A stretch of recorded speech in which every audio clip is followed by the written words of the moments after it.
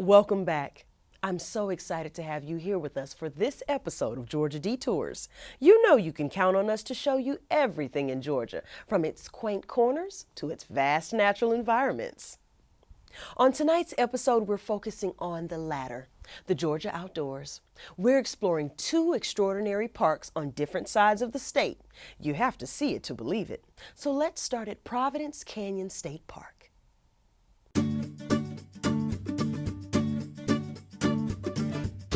In a little town called Lumpkin, only 2 hours from Georgia's southern and western borders, you'll find Providence Canyon. This majestic natural feature formed back in the 1800s from a not-so-natural cause. The Detours crew was able to catch up with an interpretive ranger from Providence Canyon State Park to hear about the park's past and future.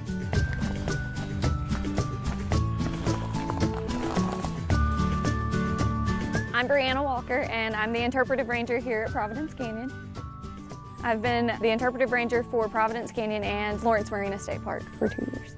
The canyon actually started forming back in the 1800s. Around 1820, settlers came in. They decided to use this area as farmland. We are in the coastal plains, which means that we have a lot of sandy soils. We're also at the base of the Appalachian Mountains, so we had a lot of hills. The farmers, they started growing their crops, and they started growing them on the sides of the hills. And this is after they cut down all of the trees. So they deforested the area, then they started growing their crops down the side of the hill, and within about 30 years, they started to see these 4 to 5 foot gullies start forming at the bottom of the hills. And it was because they broke through the top layer of soil, which is basically just red Georgia clay. They uncovered all of that coastal plain sandy soil. And now it just continues to wash away. So by the 1850s, it was just a 4 to 5 foot gully. Now that has turned into the canyon, which is 150 feet deep and about 300 feet wide.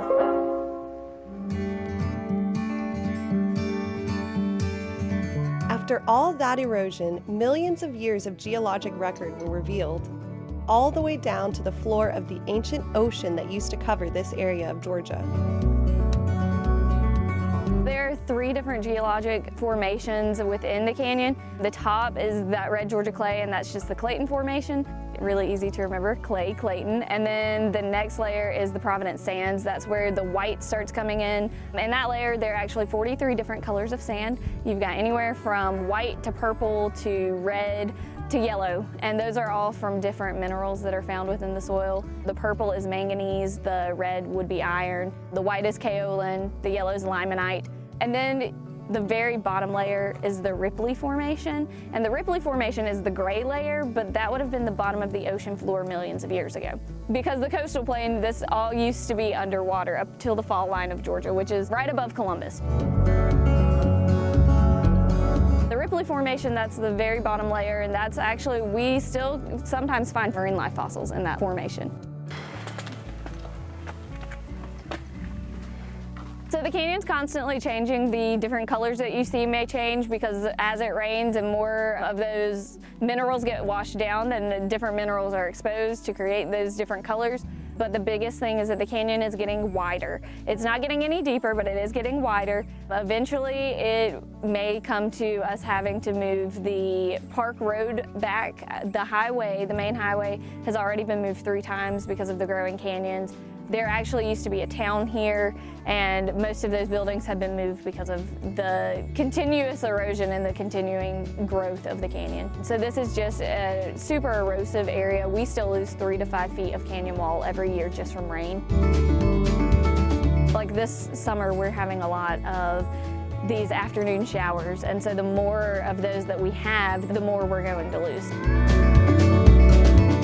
On the property, there are a total of 16 canyons. You can only go into 9 of them though.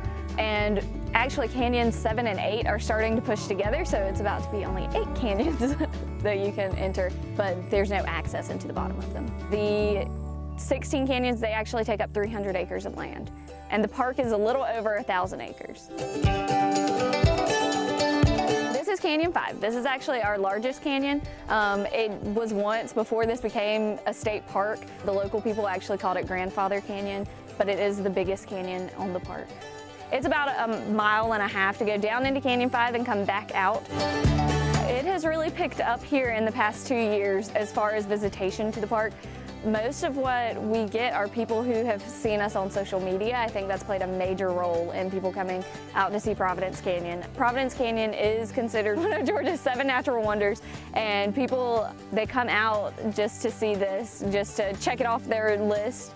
It is considered Georgia's little Grand Canyon, so that attracts a lot of people to come out to the park too. I think that social media is really the thing that has played the biggest role in making this a more popular site. People want to come see it. It's different, it's unique. You don't see this a lot in Georgia. We do get a lot of school groups. That's mostly what we have that comes to the canyon. What we do with them is we do a 1.5-mile hike. We go down into Canyon 5 and then turn around and come back out. Every now and then we do have some public programs. We do sunset hikes, we do a first day hike, and a National Trails Day hike every year.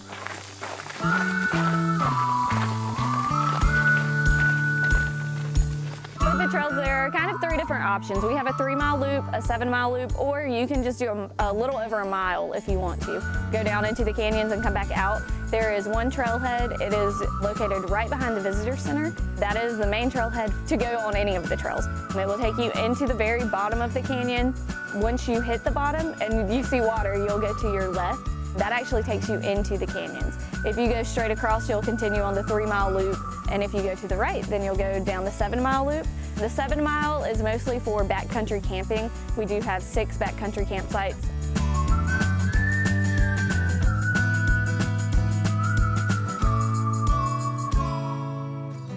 My favorite part is just going into the bottom of the canyon and seeing it from the bottom, getting to see all those different colors of sand. It amazes me that there is naturally purple sand and naturally yellow sand that's in the bottom of the canyon, and just being down there, I get to take all the school groups down there, so that's a lot of fun, and just getting to teach people about their impact and teach people about geology and the ecology.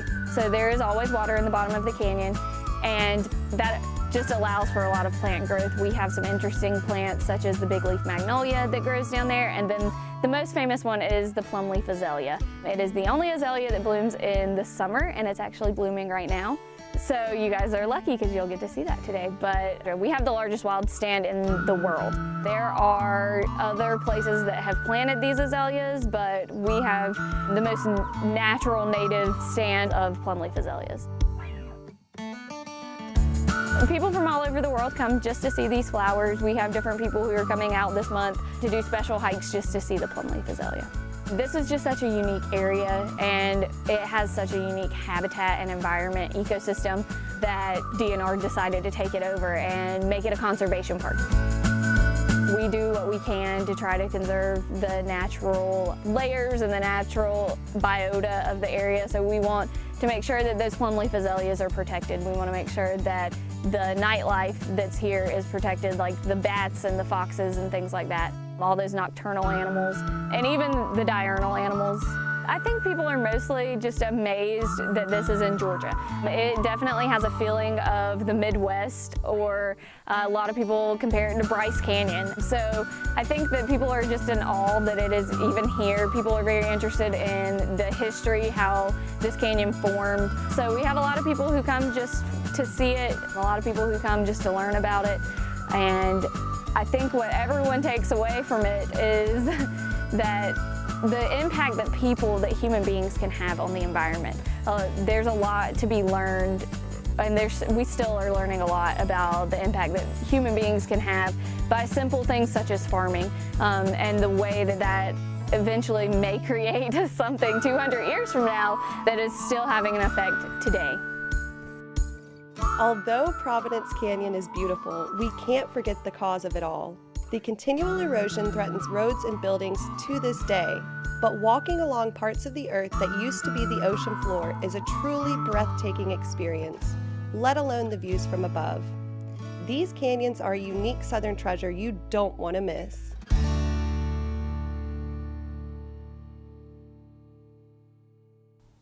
That really does look like it could be the younger sister to the Grand Canyon. I mean, it gave me Western vibes right here in the Southeast. I felt like a tumbleweed was about to roll by. That last place was just a taste of the dizzying heights we have in our state. Let's join my girl Allie Hill at Tallulah Gorge State Park to check out the views from higher up. I'm talking 900 feet higher. Up near the other corner of Georgia, you find a different but just as intriguing formation. In Rabun County, the Tallulah River has carved through the dome of rock on Earth's surface in truly artistic ways. This formed some of the most beautiful waterfalls in Georgia. With a little help from Wes Malenke, we were able to explore Tallulah Gorge State Park with insider tips and see some breathtaking sights. I'm Wes Malenke. I'm an interpretive ranger here at Tallulah Gorge State Park. Well, I've been involved here at this park for 10 years. We're actually 2,750 acres, and we have over 10 miles of hiking trails. We have mountain biking trails and that kind of stuff, so there's more to do than just go and see the waterfalls. We are becoming much more spread out, and people from all over the world are finding out about it. I would say we have probably had someone here from almost every country in the world. You too, you take care. Most of the people that do come here, the first thing is, how do you get to the suspension bridge? So yes, that is one of our main attractions. Just term suspension bridge, you're like, oh, I can go across a moving bridge. That sounds very challenging. So and it is challenging, especially the steps going down to it. But so it is really cool. And you are going over top of our largest waterfall too, so that adds another wow feature to it. 310 stairs to get back up here. But I had to do it. I have to show you this view. We're at Tallulah Gorge State Park in Rabun County, which is one of the state's top destinations for hiking and arguably one of the most beautiful in the state. Let's start on the suspension bridge. Come on, let's check it out.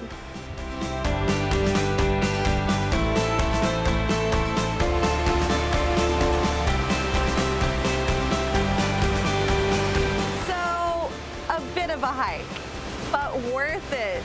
We're suspended 80 feet over Hurricane Falls at one of the most popular destinations in the park, the suspension bridge. I'm not gonna lie, I'm a little freaked out. So the suspension bridge was built in 2002. So it was built well after we got the interpretive center built. So the suspension bridge, it's 80 foot above the waterfall Hurricane Falls. It does move, it's suspended. It's very safe, but it does move a little bit. The distance from one side to the other, I think it's 140 feet.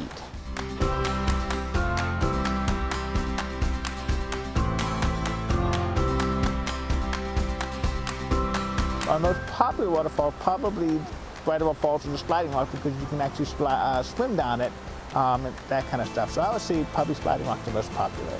So we issue 100 permits a day to go to right above falls, the Sliding Rock. You have to get here early to get those. We only give out 100 a day, so on a Saturday, we open at 8. We typically have all 100 permits getting out at 8 o'clock because people are lining up at the door at 7:30. So you have to get here very early. During the weekdays, not quite as bad, but we still run out early. Like today, we ran out at 9 o'clock. In the swimming area, it's all natural. You're doing it at your own risk. We give you a 15-minute talk telling you what to expect in the hike. This hike is a very, very strenuous hike. It's not for the faint of heart. It's very, very challenging. You're climbing over rocks and boulders, over and under logs, different things like that. Very difficult. You're crossing rivers by wading and jumping from rock to rock. And then at the swimming hall, it's a nice slide down to a pool that is over your head, so you do know how to swim, so you do slide down the waterfall.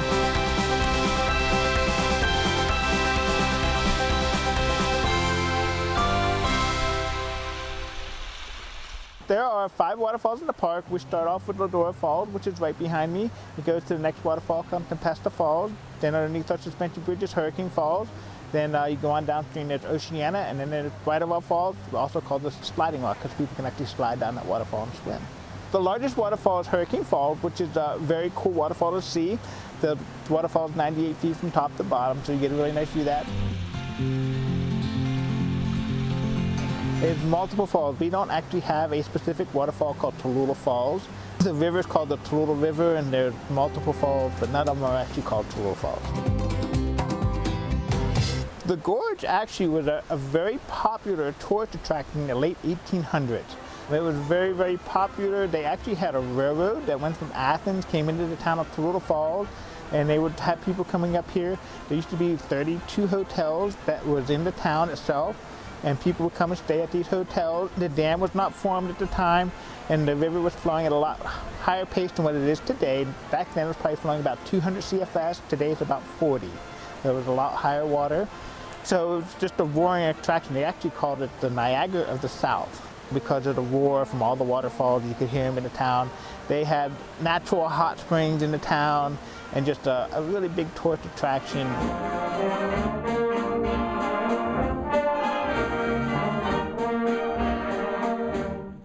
So when they built the lake in 1913, filled up the lake and the waterfalls kind of disappeared because they turned off the water, but then the government came in. So because of that, the tourism to that town kind of dwindled because there were no waterfalls to see. And so there was still a railroad that went through, and the railroad actually went all the way up to Franklin at that point. And so people were just going on up to Franklin to see the mountains and that kind of stuff.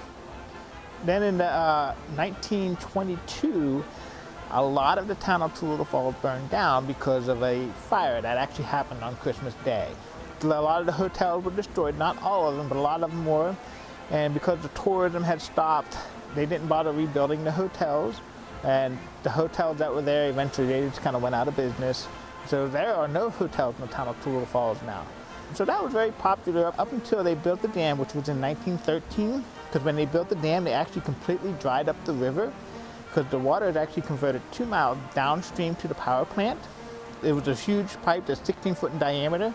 So all the water went through there, and then it came out into 6 different pipes, went down to 6 turbines, which they used to produce power. They used that power to run the electric rail cars in Atlanta. So it was specifically built for the electric rail cars in Atlanta.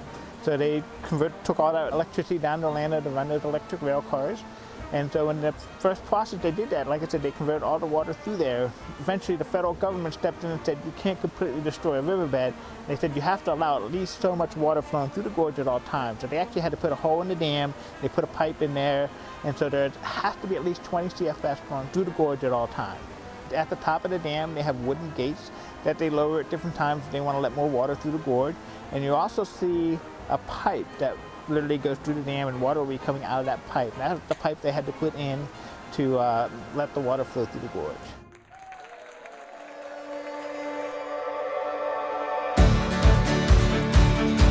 The state park is not very old. This became a state park in the early 1900s. That Georgia Power and State Park were kind of working together to kind of a co-op operation to make this a state park. And so it became officially open to the public in 1996 after we had completed building the interpretive center. And so in 96 it opened, and basically Georgia Power owned the land and we maintained the land. Since then, Georgia Power had turned most of the land over to the state. So basically, Georgia Power, actually we have a very nice, good co-op relationship with Georgia Power. They provide a lot of stuff for us, and we provide stuff for them. It's a very beneficial type of a relationship. For instance, the interpretive center, Georgia Power actually paid to have that actually built, but we maintain that and that kind of stuff. Our interpretive center is called the Jane Hurt Yarn Interpretive Center. It was named after an environmentalist. Her name was Jane Hurt Yarn, and she worked a lot with water rehabilitation, ecosystems, and that kind of stuff. She had actually created a few man-made reefs off the coast of Georgia to kind of promote healthy water environments and that kind of stuff. And so when they were building this place, they just thought it would be very nice to honor her by naming this the Jane Hurt Yarn Interpretive Center, because she had done a lot for Georgia, a lot for water, aquatic stuff in Georgia. Inside our interpretive, we actually do have a very nice display of animals and that kind of stuff. We have some black bears, we have coyotes, bobcats, that kind of stuff on display for people to see. And we also have displays of our ecosystem. There are 7 distinct ecosystems that we have here at Tallulah Gorge. We have more than that, but 7 very distinct ones. We have called lake communities. We have a lake that's above the dam, obviously. We have the river communities. We have what we call dry rim communities, which is on the southern side of the gorge because most of the sunlight hits the south side of the gorge, so that's called the dry rim. The moist rim would be the northern side, which is the side that we're on. So not as much sunlight hits it, becomes a very moist type of environment. We have a hardwood community, and we also have softwood pine community. So it's just kind of we got a wide variety of different kind of ecosystem communities that are on the park. So the system trillium is a plant that only grows in this general area. It's actually a very rare plant. We have a lot of it around here, but it's only good until we do surveys every year trying to see how many we got, how well it's growing, that kind of stuff. We have lots of little lizards that run around. We also do have snakes. Snakes aren't quite as common as the lizard, but the anoles and that kind of stuff, we have lots of those around. Oftentimes you'll see a turkey vulture flying around. And a really cool animal that we have here, we have the peregrine falcon. The peregrine falcon actually nested here about 4 years ago. This was the first natural nesting site in Georgia since like 80 years ago. So that was kind of a really neat thing. And they actually, it's nested here 4 times now. 3 out of those 4 times, they actually had hatched their eggs and the birds have fled, they flew off. They've been pretty successful nesting here. The peregrine falcon was endangered for a while because of DDT being pesticide control. The falcons themselves were not eating the insect, but falcons catch birds. So birds catch the insects, and so they're ingesting this pesticide, and so they're ingesting it from the birds, and in the process that made the egg that they're laying weak. Wasn't causing the falcons to die, but it was making their eggs weak, so they would crack before they would hatch. And so they weren't hatching, so they were starting to die off. We do try to work well with the local community. We offer some outreach programs. Also, we offer programs here at the park. Earth Day actually was kind of another outreach program. We actually had several different activities going on here. We had a gardening program going on. We had recycling plastic bottles, making them the bird feeders and that kind of stuff, like craft type thing. And we had set up a board in our interpretive center for the Earth Day pledge, which is basically just right on the board. I pledge not to litter for the year, or I pledge to pick up trash as I see it. So everybody wrote their stuff on the board. We actually have 2 whiteboards that people sign, that kind of stuff. So we do some other things like that. We do aesthetic water releases and whitewater releases throughout the year, and our aesthetic water release is 200 CFS, which is about what it would be before they built the dam. And so you can be in the interpretive center and actually hear the river running through the gorge. So you can't really hear it right now, but it's pretty loud. And standing here, you would actually feel a breeze coming off the water from the waterfall. You would actually kind of feel a breeze coming off the water. So the water releases are done 5 weekends out of the year for the whitewater releases, which is they release water and they actually allow people to come down and kayak and 3-man raft and paddle down through the gorge. Basically, on a Saturday, they release 500 CFS. Like I said, today is 40 CFS, and then on Saturday it's 500, and then on Sunday it's 700. So you see a lot more water at that point, and the kayakers can come down and paddle over the waterfalls and that kind of stuff. They don't start up here. They actually got to carry the boat down the stairs, so they get a big workout before they even get on the water. As you're walking along the trail, you find some pretty interesting things in the woods, like this tower. Used in the 1970s by Carl Walenda to cross the gorge on a tightrope. But let me show you where he crossed. Carl Walenda walked across the gorge in 1970. He actually did it on a cable. They built a couple towers. There's one on the north side, one on the south side. The one on the north side was a little bit taller, and so they actually knocked it down so people wouldn't climb on it. But he walked across from the north to the south. He did actually 2 headstands, one to honor the people in Vietnam that had died because that war was going on at that time, and also one to honor some of his family members that had died in a tightrope accident in Chicago. So he actually did 2 headstands in their honor, and he made the walk, and he was paid by the town of Pool Falls. There were not any hotels in the town, but they were trying to promote tourism to the town, that kind of stuff. With over 30,000 people watching, Carl Walenda began his quarter-mile journey across the river below. And not only that, he did 2 headstands midway through. I guess that's one way to get a unique view.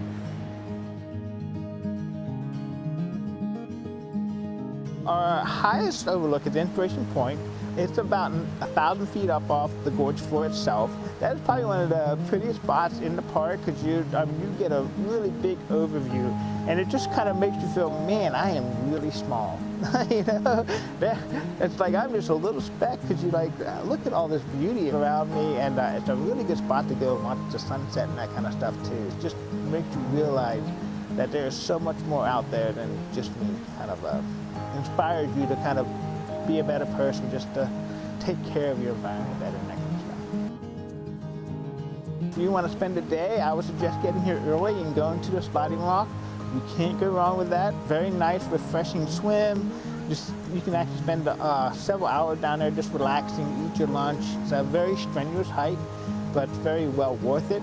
If you're just making a short little trip and you just want to go for a quick little hike to see some waterfalls, coming to this overlook, seeing Ladora Falls, and going to overlook number 1 where you see Oceana Falls, that's less than a mile hiking. You'll see 3 of the 5 waterfalls basically. But there's lots of other things, like I said, we have mountain bike trails that you can go on. So I hope people that come visit these parks and say, you know what, the outdoors is very pretty, outdoors is very fun. I love to get people outdoors. Get them to see wildlife for the first time, get them to see the waterfalls for the first time. Don't know how much beauty is actually out there until you actually get out there and see it. It's just a great experience to go into any state parks actually. Just getting yourself outdoors and then just sitting behind a desk or watching TV at home. If you get outside, there's lots of stuff to go see. Lots of beautiful things and wildlife.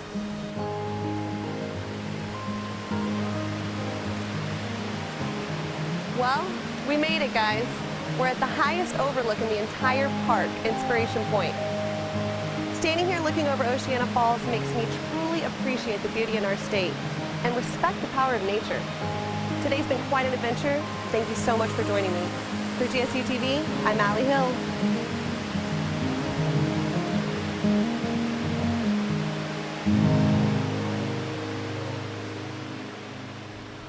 The colors from Providence to Tallulah were different, but so vivid and incredible in their own unique ways. We really have it all in this state. Thanks for tuning in, and I hope you have enjoyed this trip off the beaten path as much as I have. For GSU TV, I'm September Whitfield. Safe travels.